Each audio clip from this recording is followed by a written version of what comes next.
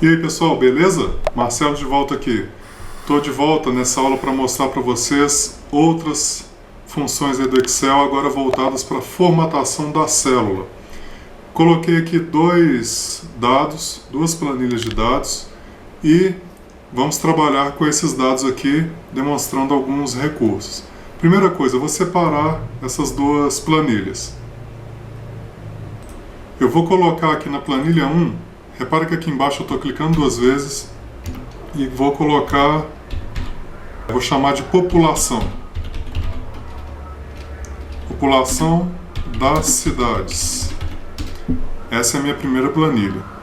Agora aqui no sinal de adição eu vou acrescentar uma planilha e vou chamar de pedido de compra.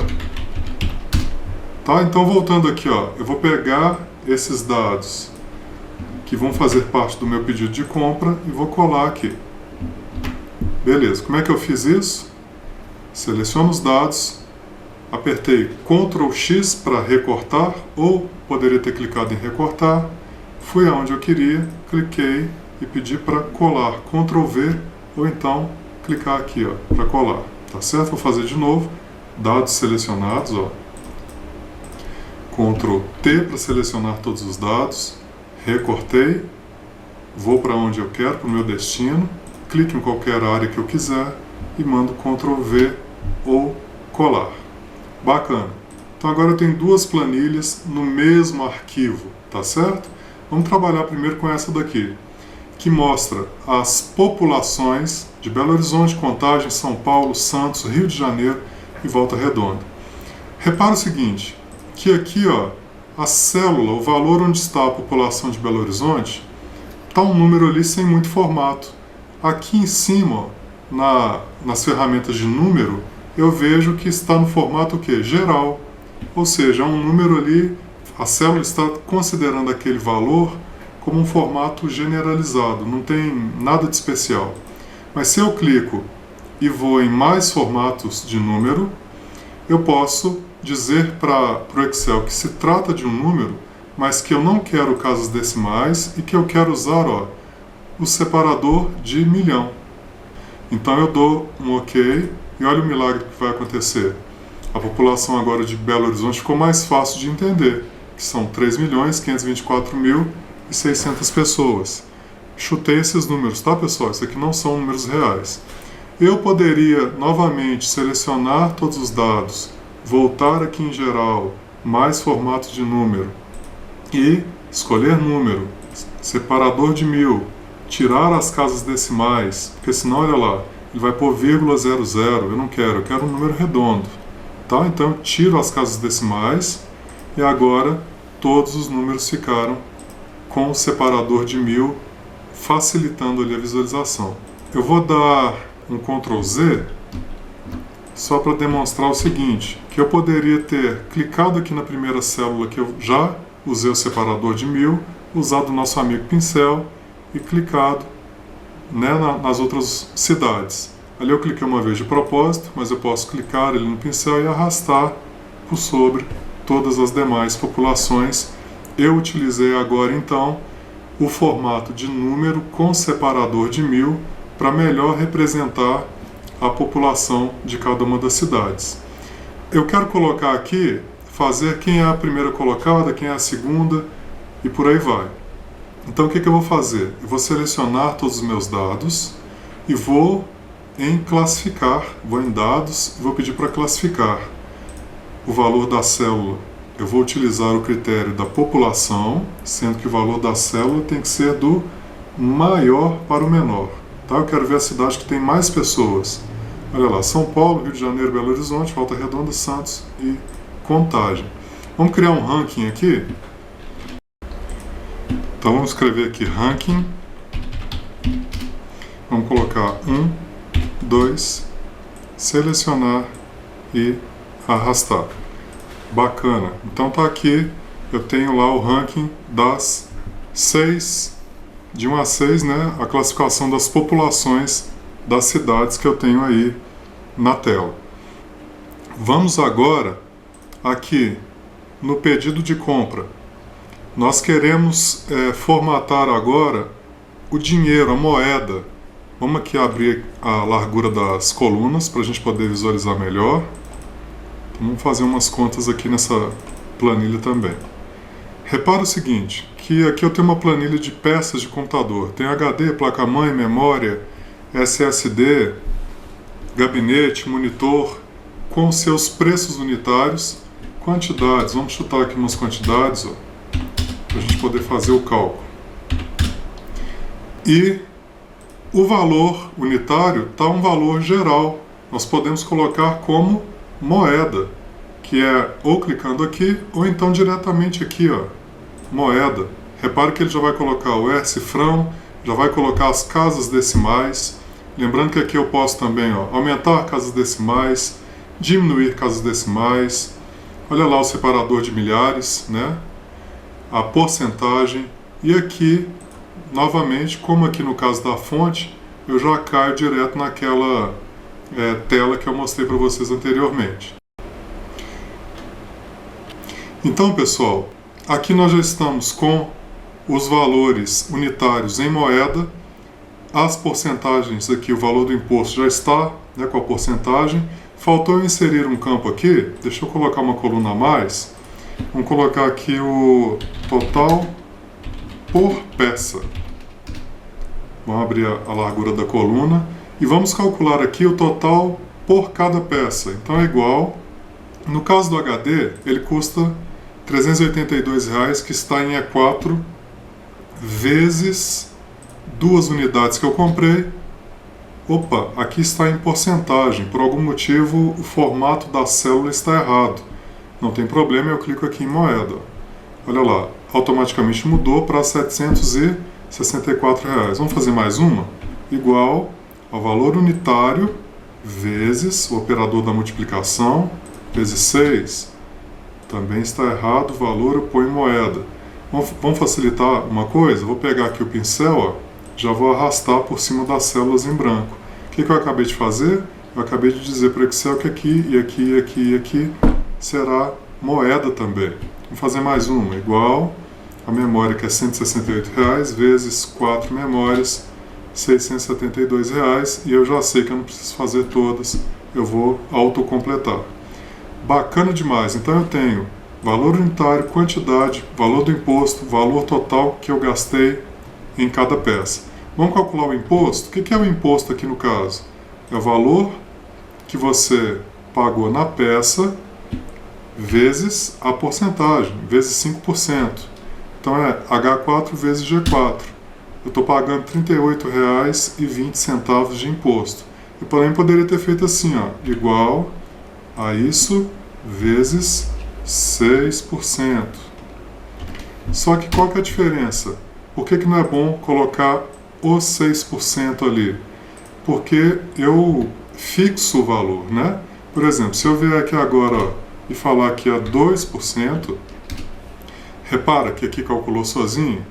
E olha o que vai acontecer aqui agora. Eu vou tirar os 6% e vou pôr que é 4%.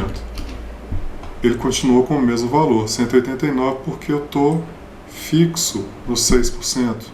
Eu tenho que tirar ali os 6%, e falar que é vezes a célula, G5, porque ele vai calcular de acordo com o valor que estiver lá. Por exemplo, agora são 6%, então ele vai voltar a calcular 189. Se eu coloco que agora são 3%, agora eu já pago R$ 94,50 de imposto. Legal? Vamos puxar aqui também, vamos autocompletar. Autocompletei, então ele já calculou o valor do imposto sobre cada uma das peças. Agora, pessoal, eu quero mostrar um outro recurso para você, que é o autossoma, que é o total aqui, Na verdade, vamos calcular o total gasto aqui por mim. Total do pedido. Total do pedido. Certo? Vamos calcular aqui o total. Lembrando que, se eu selecionar, aqui embaixo eu já vejo o total. Olha, R$ 14.776. Vamos ver se é verdade? Eu posso usar um recurso chamado autossoma, que basta selecionar a célula onde eu quero que o valor apareça e clicar aqui. Olha lá, ele já entende que é de H4 a H10, basta que eu dê Enter 14.776, o mesmo valor que ele somou aqui embaixo para mim.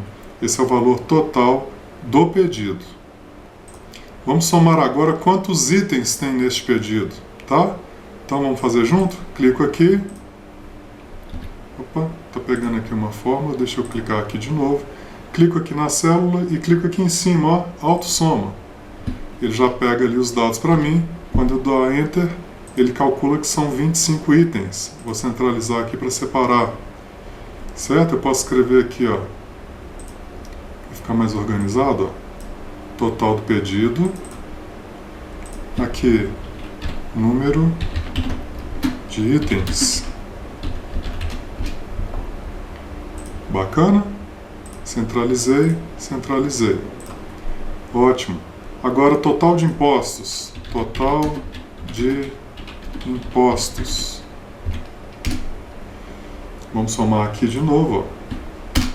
Ele já calculou para mim o total de impostos. Então, o AutoSoma é um recurso muito legal, muito rápido, que facilita demais o nosso trabalho aí com Excel.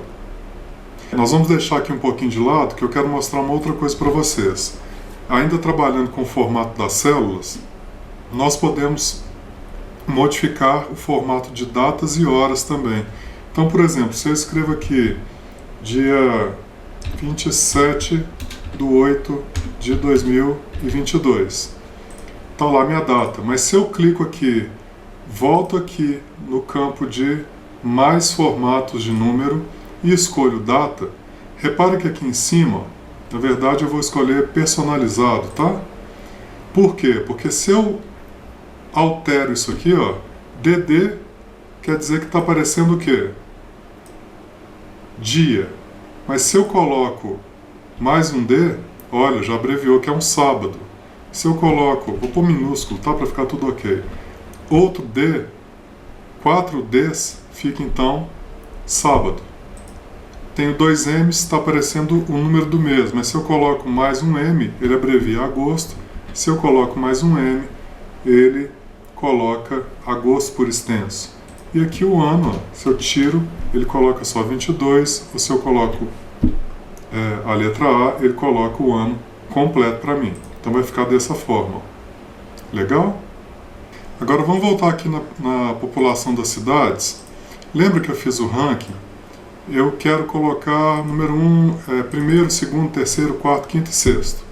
Lembrando que se eu clicar ali na frente do 1, segurar Alt e pressionar 166, eu coloco o sinal de primeira, né? Ele considera então que agora não é mais um número, é um texto, tanto é que ele jogou o número 1 para esquerda. Se eu fizer a mesma coisa no 2, 166, olha lá, mesma coisa.